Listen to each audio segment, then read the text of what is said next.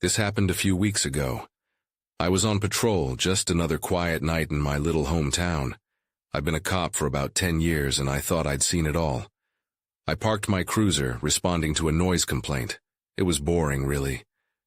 As I stepped out into the night, the air felt thick and heavy, and then I heard laughter, children playing. I followed the sound into a dimly lit alley. I thought I'd surprise them, but as I turned the corner, the laughter just stopped. I found myself alone in an empty street. My heart raced a little, but I brushed it off. Kids were probably just messing around. The next few days were strange. I heard more odd reports from my fellow officers, shadows in windows that vanished when they got close. I thought they were joking at first, but they seemed serious. One shopkeeper came up to me looking pale. He said someone rearranged his stuff every night. I shrugged it off, thinking maybe he just forgot where he put things. Then I heard the laughter again. This time it was clearer, but always just out of sight. It felt unsettling. My colleagues were getting jumpy. Even I felt strange walking through those old brick buildings. The darkness pressed in on me and my skin crawled. I started doubting myself. Maybe I was just tired. One night as I patrolled downtown, I saw something. A figure standing behind a window, an outline in the darkness. I moved in closer to get a better look. The figure vanished the moment I approached the door. My breath caught in my throat. My hands shook as I knocked. Nothing. Just silence. I reported it, but no one believed me. They said I was imagining things or had too much coffee. I wanted to laugh it off too, but deep down something felt wrong. I started to question what I knew about this town. Maybe there were things in our past that nobody wanted to discuss. Stories buried under layers of normalcy. Then that laughter came again. Sharp and clear, like someone was right next to me. I turned, but nobody was there. I felt my heart race. Who was playing games with me? It was weird. Over the next few weeks, I kept hearing that laughter at night. The officers joked about it, but I stopped laughing. I walked those streets feeling eyes on me, shadows moving when I wasn't looking. Empty houses seemed to whisper secrets into the night. I tried to ignore it, thinking I was tired and stressed out. But then, one night I was back in that alley. I felt it again, that pressure of eyes watching me. Laughter echoed all around, twisting and turning through the darkness. I turned looking for the source, but it was just me. The darkness and that disembodied sound. What was it? I still don't know, I just keep hearing that laughter like children playing in the night. In this town I thought I knew. I'm not sure what's real anymore. The laughter came again, sharp and clear. I felt that familiar chill wash over me as I stood alone. I turned one last time. Nobody was there. The next few nights were hell. I couldn't shake the feeling of being watched, and the laughter haunted me like a ghost. I decided I needed answers. So, I began asking around town.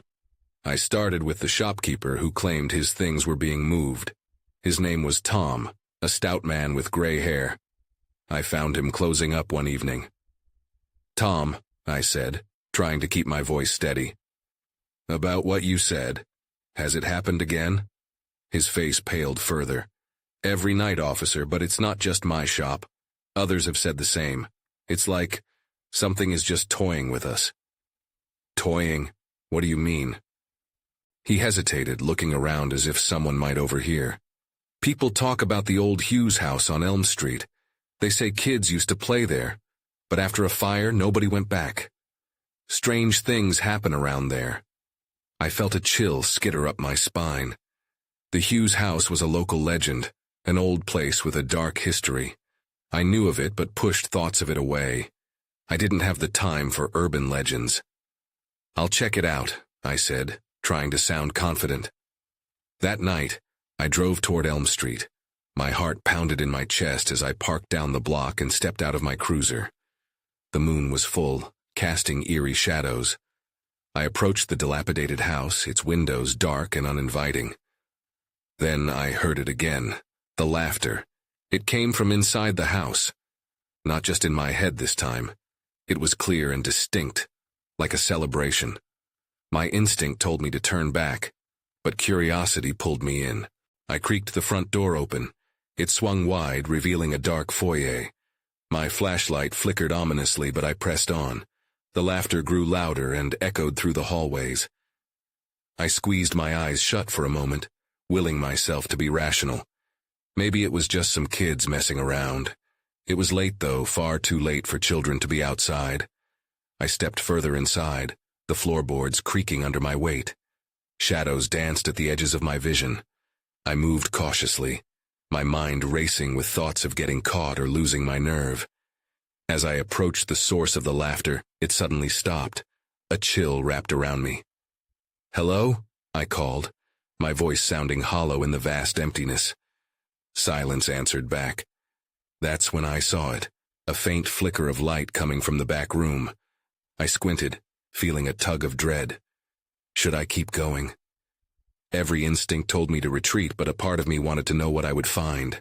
I stepped toward the light, and as I reached the door, something cold brushed against my arm. Panic flooded my chest, but I turned around anyway. Nothing but darkness stared back at me, but the pressure in the air intensified. I took a deep breath and pushed open the door. Inside, the room was empty. The light was gone, and I felt adrift in an abyss of uncertainty. Just then, I heard it again, the laughter. This time it was right behind me, crystal clear and taunting. I spun around, heart racing, only to find nothing there. Then everything went dark. When the darkness engulfed me, I felt disoriented. My heart raced, pounding loudly in my ears. I blinked, hoping my eyes would adjust, but nothing changed. Panic clawed at my throat. I needed to get out. Then a flicker of light reappeared, swirling briefly in front of me before vanishing again. I took a shaky step back, the floorboards creaking underfoot. "Hello?" I called out again, more desperate this time. There was no response, just that awful weight of silence pressing down on me. I fumbled for my flashlight, praying the batteries hadn't died. The beam flickered back to life, illuminating the walls plastered with decaying wallpaper. The room was still empty, just as before. Given the chance, I would have bolted out of that house, but the laughter echoed again, loud and beckoning. With a trembling breath, I swept the flashlight across the room. Cracked mirrors, overturned chairs, and dust particles swirling in the beam. Then I noticed something. A door in the corner slightly ajar, with darkness spilling through the crack. I approached cautiously, holding the flashlight like a shield. The laughter bounced off the walls again, but this time it sounded different, almost playful. I called out again, "Who's there?" My voice wavered. No answer came. I pushed open the door, which creaked on its hinges. The room beyond was smaller, almost a closet. A single candle flickered on a small table, illuminating a cobweb-covered teddy bear sitting in the center. It looked inexplicably out of place. A chill ran through me. What was a child's toy doing here? I reached for the bear, but a thought stopped me. Was this some twisted game? I hesitated, watching the candlelight dance. Then, I noticed something scrawled on the wall next to it, words scribbled hastily in what looked like crayon. "We're still playing." Suddenly, I was engulfed by laughter again, surrounding me from all sides, echoing through the walls. Fear seized me. I had to leave. As I stepped back, the candle flickered erratically. My nerves flared. I turned to run but felt a sudden pressure around my ankle. I stumbled and fell, hitting the floor hard. The laughter exploded around me, more sinister this time.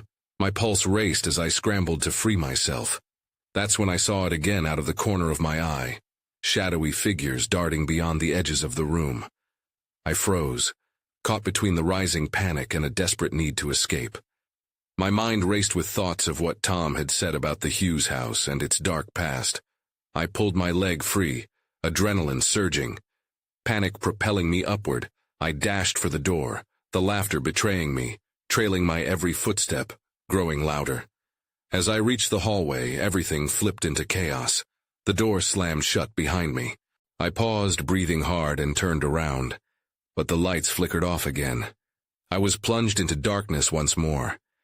This time, I felt a presence. Someone or something was behind me. Just as I turned, I felt a cold breath against my neck, and the laughter morphed into a cruel whisper. "You shouldn't have come here." The walls closed in as I fought against the fear rooting me in place. I had to find a way out, and fast. I didn't have time to think. My instincts took over as I pushed through the darkness, racing away from the voice. I could hear the laughter still echoing, mocking me as I stumbled through the hallway. The air grew heavier, the oppressive silence returning, but the laughter lingered like a shadow, refusing to fade. I skidded to a halt, breathless, and pressed my back against the cold wall. The flashlight flickered again, and for a heartbeat I thought I saw the same shadowy figures dart past me. More defined this time, more tangible. I squinted into the gloom, catching a glimpse of small, uniform shapes, but they vanished as quickly as they appeared. Were they children? Panic surged in my chest as I remembered the bear and the scribbled message. What game were they playing? Ignoring the walls that seemed to close in, I moved forward. My heart raced with every footstep, but I couldn't turn back. I had to find an exit. Searching for another door, I swept the flashlight beam along the walls. Suddenly, I noticed a faint glow at the far end of the corridor. Hope surged in me. I pushed off the wall and hurried towards it, the laughter fading, replaced by an unsettling quiet. The closer I got, the more the glow intensified. It looked like a cracked window, spilling a grim light onto the floor. As I neared, a chill wrapped around me. I could almost feel fingers trailing down my spine. I hesitated, glancing over my shoulder, but saw nothing. Just the darkness. I reached the window and peered through. What I saw stole my breath. Outside, the ground was shrouded in fog, illuminated softly by an unearthly light, but it was the scene beyond that sent a jolt of fear through me. There were figures dressed in old-fashioned clothing, standing in a line, their faces blank, as if waiting for something. I staggered back from the window, my heart pounding in confusion. Who were they? Was this part of the game? Then, the disembodied laughter erupted again, this time more violent, echoing around me. The almost tangible presence behind me surged forward, and I turned, the flashlight trembling in my grasp. The figures I had seen before now materialized in the darkness. They were children, ghostly and translucent, but unmistakably there, their eyes wide and unblinking. "We want to play," one of them said. A boy with tousled hair and a stained shirt, his voice a chilling blend of innocence and malice. I stumbled back, smashing into the wall again. My breath caught in my throat. I couldn't stay here. I couldn't play whatever game they wanted. I forced my feet to move, sprinting towards the faint exit. As I reached the end of the hallway, I found another door. This one solid, not like the ghostly remnants of the past. I yanked on the handle, praying it would open. It resisted at first, but then gave way, swinging open with a creak. I stepped into a new space, a dim but broad room. My flashlight swept across dusty furniture and old, forgotten memories. But there, hanging from the ceiling, was a single photo frame. I drew closer, heart racing, the kids' laughter echoing behind me. As I leaned in, I gasped. The photo captured a group of children smiling brightly. But then I noticed something chilling. One of the faces was the same boy standing in front of me just moments ago. Before I could react, the door slammed shut behind me, plunging me back into darkness. The laughter returned, and a new voice whispered in my ear, "You can't leave now." Trapped and terrified, I realized the game was just beginning. The air felt thick, almost suffocating. I turned around, my heart racing, trying to orient myself in the pitch blackness. I lifted the flashlight again. I needed to find something, anything, that could help me make sense of this madness. The shadows shifted around me, and I could still hear the laughter fading in and out. Like a terrible memory I couldn't shake. I took a deep breath, focused on the photo. The boy in it, he had that same disarming smile, but now it felt sinister. I couldn't just stand here, I had to move. I stepped back from the picture frame, forcing my eyes away from the eerie smiles surrounding me. As I looked around, my gaze fell on an old wooden door at the far end of the room. The idea of leaving filled me with a mix of hope and dread. I made my way toward it, taking cautious steps. My mind raced with thoughts of what lay beyond. Could it lead me back to that hallway, or was it just another trap? When I reached the door, I grabbed the handle. It felt cold against my palm. I hesitated. Was I ready to see whatever was on the other side? But the laughter grew louder again, and panic propelled me forward. I twisted the handle and pushed the door open. It creaked open, revealing a narrow staircase that spiraled downward. A faint light flickered below, barely breaking the darkness. I felt my stomach drop. Was this where the children wanted me to go? I had no other choice. I descended the stairs, each step echoing in the silence. The wall felt damp against my fingertips. I tried to concentrate on that light below, but other thoughts clouded my mind. What if I wasn't alone? What if I found them waiting for me down there? As I reached the bottom, I stepped into a large underground chamber. The thin light came from a series of mismatched candles, scattered across a stone altar at the center. The air smelled musty, almost like mold, and the walls were lined with old, dusty portraits. I squinted, trying to make out the faces, but they were so faded that it only heightened my anxiety. Then I noticed something in the corner of the room that sent chills racing down my spine. There was a small wooden chest, slightly ajar. My curiosity swallowed any caution I'd had left. I approached it, dreading what I might find inside. I opened the chest slowly and my breath hitched. Inside were small objects, each one glittering in the flickering candlelight. There were trinkets, a pocket watch, a doll, and a worn-out teddy bear. My heart raced as I recognized the bear. This was the same one I'd seen with the message on its tag.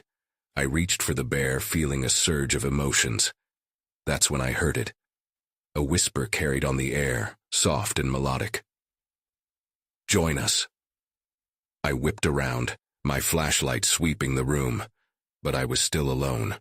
Or at least I thought. The laughter from before erupted around me once more, rising to a frantic crescendo. It seemed the laughter now came from the very walls themselves, closing in, surrounding me. Desperation flooded my mind. I realized I had to leave. Now. As I stumbled back, the candle flames flickered violently, casting monstrous shadows on the walls. I turned, prepared to run, but then my foot caught on something solid. I fell hard to the floor, and a new chill settled over me as I looked back. There were figures, unmistakably children, forming a circle around me, their ghostly hands reaching out, inviting me to join their unending game. In that moment, I felt the weight of the whole room shift. They were closing in. I had nowhere to go, and the game was about to get much worse. I pushed myself up from the floor, adrenaline coursing through my veins. The laughter enveloped me, its intensity increasing with each passing second. The children's faces flickered in and out of clarity, their expressions shifting from inviting to something darker. Fear gripped my heart. I had to escape this nightmare. I turned to the altar, desperate for a way out. My gaze landed on the faded portraits lining the walls. They felt alive, watching my every move. I didn't have time to study them. With one last glance at the children, who were taking a step closer, I sprinted toward the nearest wall, searching for a way to break free. I slammed my shoulder against the wall, the impact jolting through me. I didn't care about the pain. I tugged on the stones, feeling for loose bricks or hidden levers. Nothing. I was trapped. As the children began to giggle softly, I felt the cold touch of dread creeping through me. "Join us," they sang in unison, their voices harmonizing with the flickering candlelight. I couldn't face them. The very thought of being caught in their eternal game sent another wave of panic washing over me. Then everything changed. The candles flickered so intensely that one went out, plunging part of the room into darkness. I held my breath, half expecting to hear the soft padding of footsteps. Instead, I heard a loud crash, echoing from somewhere above. Instinctively, I turned my head towards the sound, my foot slipping on the damp floor as I focused on the ceiling. There was movement, a shadow large and looming darting across the expanse. I felt my blood run cold. What was up there? This couldn't get any worse. But then, hope sparked within me as I noticed a way out. A narrow passage hidden behind one of the portraits. My eyes widened. I darted towards it, ignoring the urges to flee back to the staircase, back up into the light. I shoved the portrait aside, revealing a dark corridor almost too small for anyone to crawl through. The children recoiled momentarily, confused as if the passage had broken the spell. "No, stay and play," they cried out with sorrowful urgency. But I pushed through, squeezing my body into the cold, tight space. Gritting my teeth against the impending claustrophobia, I crawled further in. The whispers followed me, growing fainter but more insistent. I kept moving, heart pounding, fueled by the fear of what was chasing me, and what might still be in that chamber. Then I felt something brush against my back, a rush of air whispering past me. I froze, eyes wide, straining to hear. The laughter had stopped. An eerie silence fell, punctuated only by the sound of my own ragged breathing. I made it to a small opening where the corridor widened into another room. Pressing my back against the wall, I peeked around the corner. My heart sank as I saw a familiar figure standing near the entrance of the chamber. It was the boy from the photograph, the one with the disarming smile. He turned slowly, his eyes locking onto mine, the corner of his mouth twitching into a sinister grin.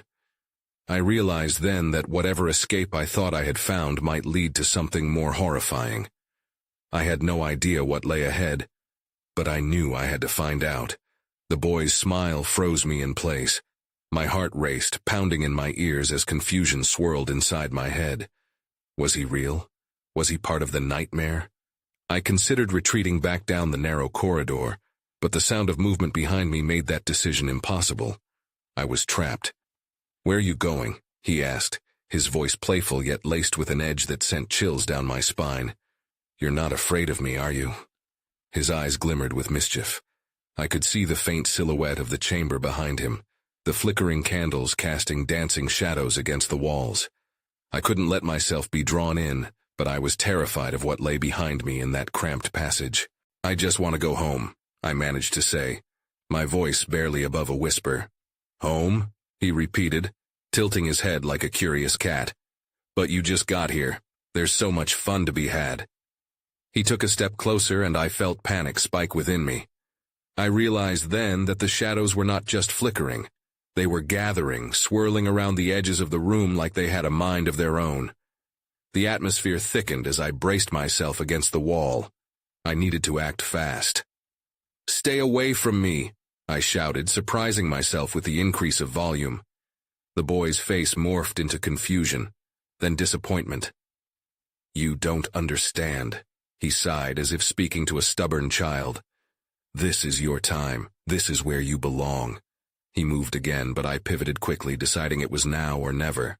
With a deep breath, I lunged back into the corridor, scrambling toward the passage that led me here. The laughter of the children erupted suddenly, echoing and reverberating off the stone walls, surrounding me like an unrelenting wave. They were coming back. Panic fed my legs as I crawled, desperately pushing myself through the narrow space. I could hear whispers mixing with the laughter, taunts, beckonings, promises that twisted my stomach into knots. The cold air around me felt alive, suffocating me with its sinister grip. Finally, I reached the end, where the passage opened up again. I surged into the new space, a dusty, musty attic filled with cobwebs and old furniture. The atmosphere here was eerily calm compared to the chamber. I glanced back, half expecting the children or that boy to follow. Nothing. I leaned against a wall to catch my breath, scanning the room. Old trunks lay scattered about, and the moonlight filtered through a small window, illuminating dust motes suspended in the air. I noticed something odd. A large, dusty mirror hanging crookedly on the wall, its surface covered in grime. As I approached it, a shiver ran down my spine. I caught sight of my reflection, but my heart sank as I noticed something. A figure stood just out of my view, obscured in the shadows. Was it the boy? Was I being followed? I turned quickly, but there was nothing there. Just silence and the familiar whisper of my own racing heart. That's when I saw it, a glimmer beneath the mirror's surface, like a hidden message waiting to be uncovered. I reached out, compelled to touch the glass, curiosity battling with fear. I needed to know, was there a way out, or had I stepped deeper into the evil that lurked in this place? Either way, I had to find out. The moment my fingers made contact with the mirror, a jolt of energy surged through me. The glass felt cold and slick, almost like it was pulsing beneath my touch. I leaned in closer, squinting to see what lay beneath the dirt and grime. The glimmer grew stronger, revealing an inscription etched into the glass. "Find the truth, and perhaps you shall be free." A chill coursed through me. What truth? My heart raced at the implication. Did this mean there was a way out? As I took a step back to gather my thoughts, I noticed something shift in my peripheral vision. I turned, and there it was again, the elusive figure hovering in the shadows. I could barely make out its form, but I felt dread swirling in my stomach. Was this another trick, or was it something far more dangerous? I strained to see, but the figure seemed to melt back into the darkness, leaving me feeling unnerved and exposed. "You're not alone," a soft voice whispered from the corner of the room. I jumped, spinning around. My eyes darted from one shadow to another, searching for the source of the voice. It wasn't the boy from before, but this presence felt familiar, disquieting and intimate. My mind raced for an explanation, but why would I trust a voice in a place like this? "Who are you?" I demanded, my voice shaking despite my effort to sound strong. "It doesn't matter," the voice answered, shrouded in the gloom. "What matters is what you do next." The silence felt heavy, as if the air itself was holding its breath. There was no reassurance in the words, just the weight of choices yet to be made. I considered the mirror again, its glimmer beckoning me. Could I trust what it promised? I had to find the truth, but how? The shadows continued to swirl around me, feeding my fear. I drove my nails into my palms, trying to steady myself against the rising tide of panic. "Look," the voice said, more insistent now. "If you want to escape, you have to see beyond the reflections. Close your eyes." "Close my eyes?" I echoed, bewildered. This was madness. But as the echo of my own voice faded, something inside urged me to listen. Taking a deep breath, I squeezed my eyes shut. Instantly, the world around me dimmed, and I felt the vibrations of the past pulling at me. Visions danced across my mind, children laughing, faces that shifted and changed, their smiles too wide, too sharp. And then, amidst that chaos, I saw it, a fleeting image of the boy. But he wasn't smiling. Instead, his eyes were wide with fear, staring back at me as if to warn me of something. Then it was gone, swallowed by darkness. "Open your eyes," the voice commanded. I did, heart racing wildly. The attic remained unchanged, but something felt different. The oppressive weight of the shadows seemed to retreat, if only slightly. However, a new sensation washed over me, like I was being watched. Something was all around me now, even in that dim, forgotten space, pulling in close, seeking to ensnare me further. Then, a sudden crash came from beyond the attic door. My pulse quickened. Was there someone else here? I had to know. I turned toward the sound, the uncertainty slithering up my spine. Whatever awaited me in the darkness beyond the door could either be my salvation or my doom.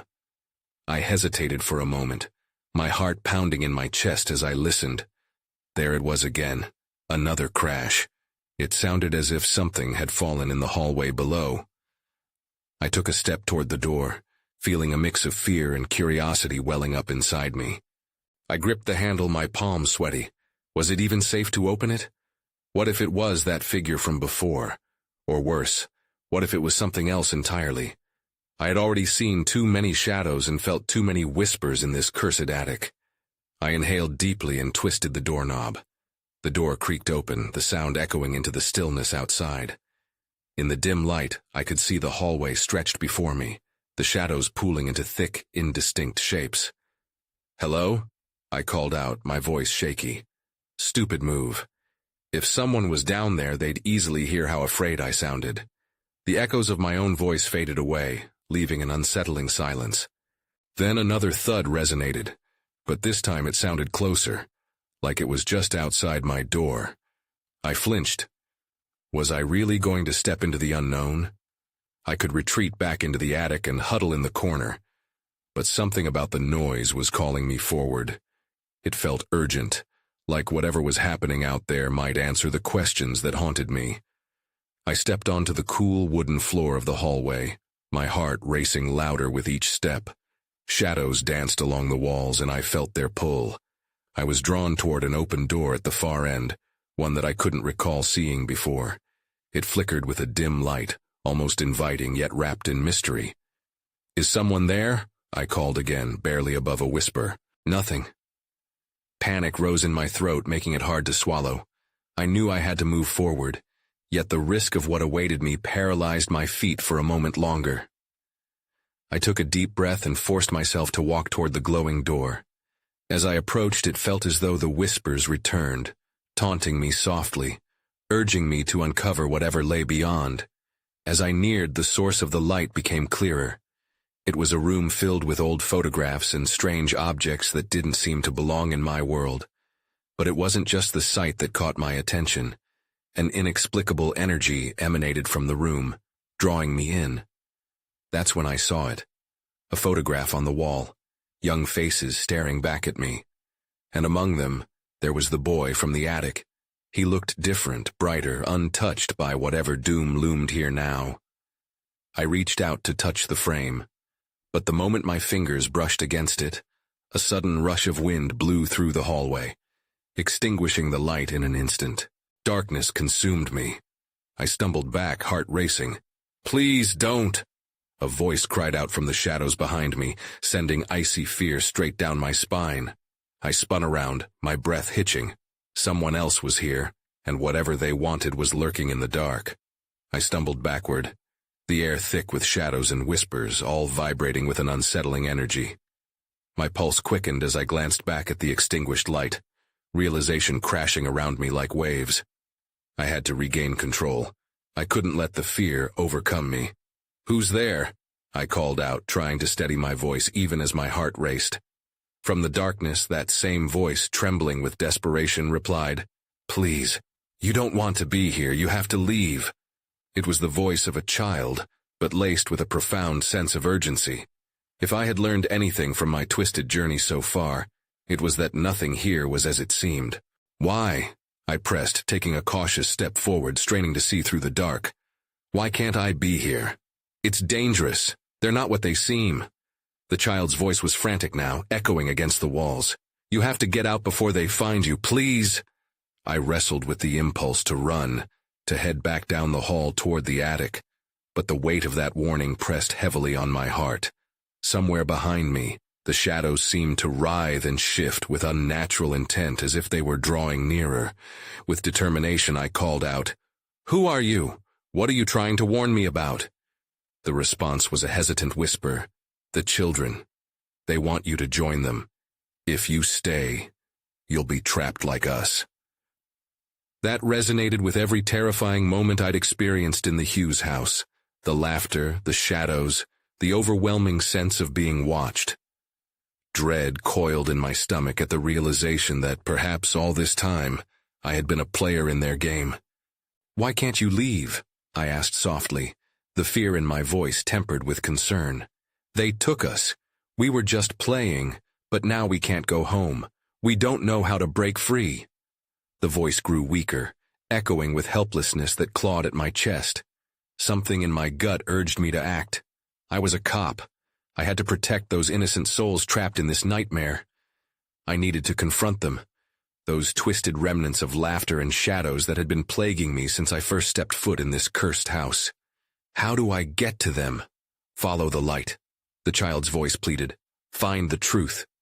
Before I could gather my thoughts, the shadows pulsed around me, suffocating, dark tendrils threatening to pull me back. They whispered promises of curious games and memories too dark to comprehend. But instinct surged within me, a primal need to fight back. I took a deep breath, squeezing my eyes shut against the encroaching panic, steadying my racing heart. When I opened them again, I was surprised to see a faint glimmer. Not far from where I stood, a cascade of silver light streamed from a tiny crack beneath the hidden door across the hallway. It felt like a beacon, urging me forward, encouraging me to embrace the challenge ahead. Forcing myself to move, I sprinted toward the light, heart pounding as the darkness roared in protest behind me. The whispers grew louder, frantic, almost pleading. I reached the door and grasped the handle. The moment I twisted it, something in the air shifted. An electric jolt coursed through me. As I yanked it open, the light washed over me, brilliant and blinding. I stepped through and found myself in a room like none I had ever seen. A wide expanse filled with playful echoes of laughter and remnants of joy. It was a stark contrast to the darkness I had come from. But the children's laughter suddenly twisted, morphing into something sinister.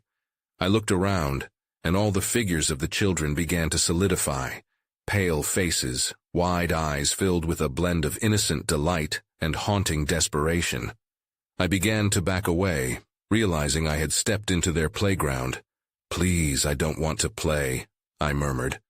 The boy with the disarming smile stepped forward, once again the ringleader of their twisted game. "You're here now. Don't you want to join us? We can play forever." Their laughter echoed around me, a chilling chorus. "We don't get to leave," one girl said, her tone grave. "Don't you want to stay?" My heart raced. A battle raged within me. I clenched my fists, forcing back panic. "No, I won't be like you." I turned to escape, but the spectral children surged forward, blocking my path. I felt cold fingers brush around me, an electrifying pull that begged me to stay, to become part of their haunting shroud. "You can't go," they chorused, laughter morphing into something profoundly unsettling. Desperation fueled my steps as I pushed against the crowd, but they tightened their grip. "You'll be lost if you leave," a voice declared from behind the lines of figures. The sensation of being watched returned in spades, and the air hummed with urgency. The way out was still there, taunting me. But what would happen if I escaped? I thought of the children's emptiness, of their need. But then I recalled the fleeting shadow I'd seen in the mirror and the child's voice warning me. "I won't be trapped," my voice roared as I shoved through, an echo of defiance that sent them reeling back. The laughter turned frenzied, a cacophony of desperation. With newfound resolve, I sprinted toward the doorway at the far end, my instincts directing me toward freedom. The children wailed, their cries a mix of laughter and tears behind me, but I focused on the glimmering light that beckoned me forward. I burst through the door just as a whirlwind of shadows threatened to engulf me, and for a brief moment, all sound ceased.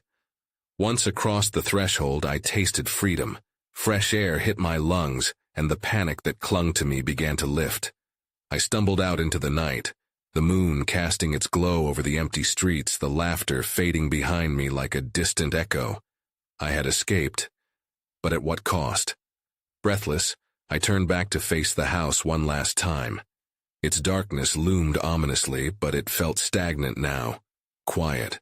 I knew that I couldn't linger, not after everything I'd witnessed and heard. Still, a thought nagged at me, an unanswered question lingering at the back of my mind. What truly happened to those lost children trapped in that house? Did they remain in some dimension between laughter and despair? As I walked away from Hugh's house, I felt a shiver run down my spine. An imprint of their laughter would always dance on the edges of my memory. I moved to a different city shortly after that night, finding comfort in what I'd thought was normalcy. But late at night, when the darkness draped over my new neighborhood, I still wondered about the boys, the girls, and the game I escaped. Sometimes I could almost swear I heard them, their laughter echoing in the distance, teasing just out of reach. They were still out there, left to play without a respite, waiting for someone else to join their call. And in that uncertainty, I found a haunting unease that would never entirely leave me.